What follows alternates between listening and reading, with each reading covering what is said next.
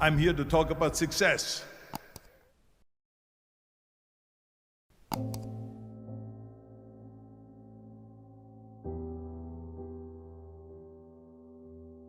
I went to college.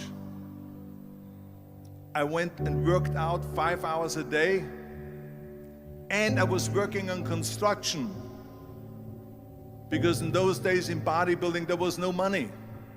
I didn't have the money for food supplements or anything. So I had to go to work. So I worked on construction. I went to college. I worked out in the gym, and at night from 8 o'clock at night to 12 midnight, I went to acting class 4 times a week. So I did all of that. There was not one single minute that I wasted. And this is why I'm standing here today. With the age of 20, I went to London and I won the Mr. Universe contest as the youngest Mr. Universe ever. And it was because I had a goal. You see, if you don't have a vision of where you go, and if you don't have a goal where you go, you drift around and you never end up anywhere. 74% hate their job in America. The majority of people don't like what they're doing because they're really not doing it because they didn't have a goal and they followed this goal. They just aimlessly drift around, and then all of a sudden there's a job opening, so they get that job because you have to work. But then when you work, it's a chore. It's work. It's not fun. So if you think about, only a quarter of the people really enjoy what they're doing in life. So people always ask me, when they saw me in the gym in the pumping iron days, they say, why is it that you're working out so hard? 5 hours a day, 6 hours a day, and you have always a smile on your face. The others are working out just as hard as you do, and they look sour in the face. Why is that? And I told people all the time, I said, because to me, I'm shooting for a goal. In front of me is the Mr. Universe title. So every rep that I do gets me closer to accomplishing that goal, to make this goal, this vision, turn into reality. Every single set that I do, every repetition, every weight that I lift will get me a step closer to turn this goal into reality. So I couldn't wait to do another 500-pound squat. I couldn't wait to do another 500-pound bench press. I couldn't wait to do another 2,000 reps of sit-ups. I couldn't wait for the next exercise. So let me tell you something, visualizing your goal and going after it makes it fun. You got to have a purpose no matter what you do in life. You got to have a purpose. And Muhammad Ali worked his butt off. And I saw it firsthand. And I remember that there was a sports writer that was there in the gym when he was working out and he was doing sit-ups. And they asked him, how many sit-ups do you do? And he said, I don't start counting until it hurts. Now think about that. He doesn't start counting his sit-ups until he feels pain. That's when he starts counting. That is working hard. And so you can't get around the hard work. It doesn't matter who it is. Work your ass off. There is no magic pill. There is no magic out there.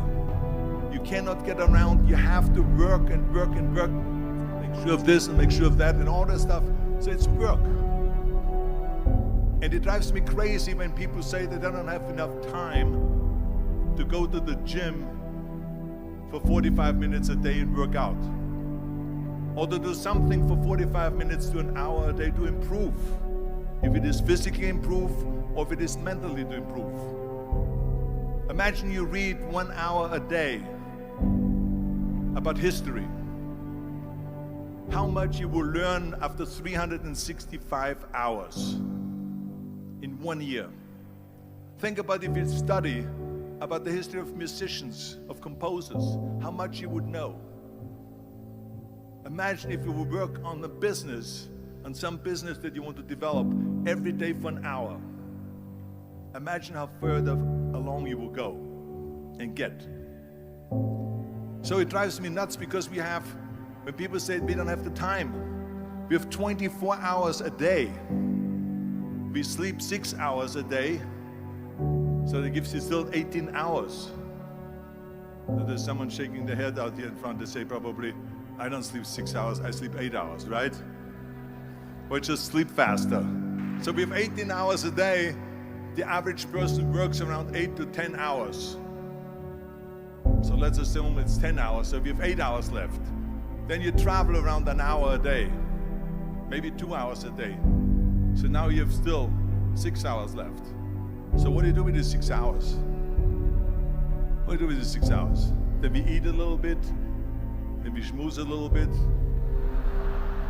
talk a little bit to people and all that stuff. But you can see how much time there is available if you organize your day. So you got to work hard. I hate plan B. And I tell you why. Because we have so many doubters, as I've said earlier, the no-sayers. We have so many of those people that say no and you can't do it, that's impossible. That is okay because we just turn off, as I said earlier, and we listen and we hear the no being a yes. You can't do it, you can do it, and all of that. So that is possible to do that amongst all the negative people around you.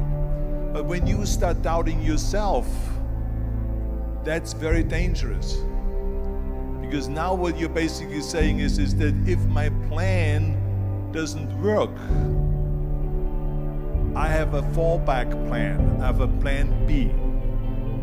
And that means that you start thinking about plan B, and every thought that you put into plan B, you're taking away now that thought and that energy from plan A.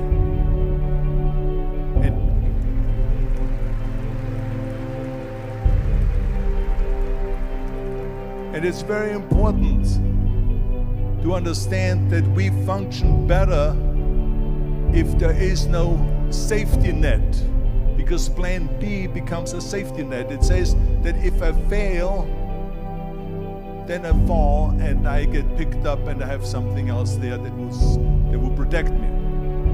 And that's not good, because people perform better when there's no safety net.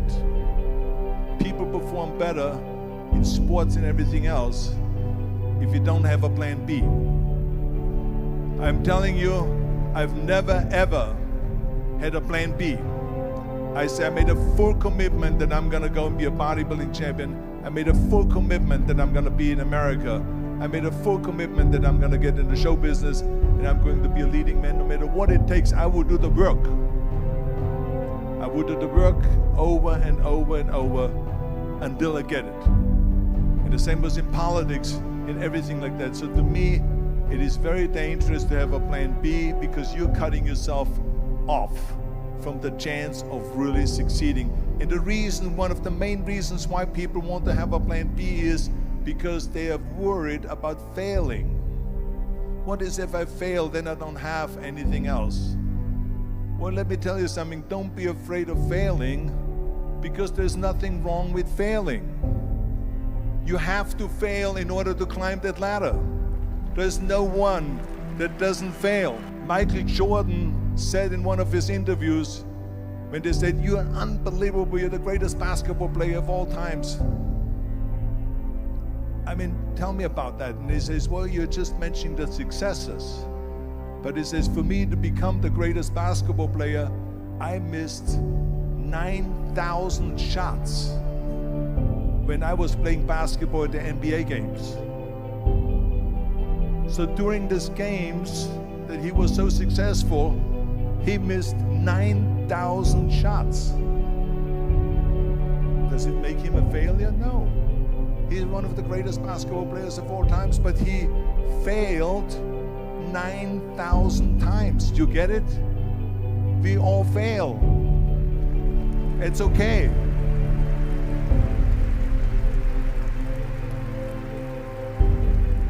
What is not okay is that when you fail, you stay down.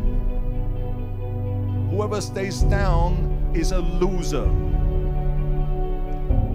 Winners will fail and get up, fail and get up, fail and get up. You always get up. That is a winner. That is a winner. I failed in bodybuilding. I lost bodybuilding competitions. I lost powerlifting competitions. I lost weightlifting competitions. I had movies that went in the toilet and that were terrible and got the worst reviews. And in politics, I remember I had many of the initiatives on the ballot, and we lost. My approval rating in California went down to 28%, and then it went back up again, and I won again the governorship. Hey, we all lose. We all have losses. This is okay, and this is why I say don't be worried about losing, because when you're afraid of losing, then you get frozen. You get stiff, you're not relaxed. You got to be, in order to perform well in anything, if it's in boxing or if it is on your job or with your thinking, is only happening when you relax. So relax. It's okay to fail. Let's just go all out and give it everything that you got. That's what it is all about. So don't be afraid to fail.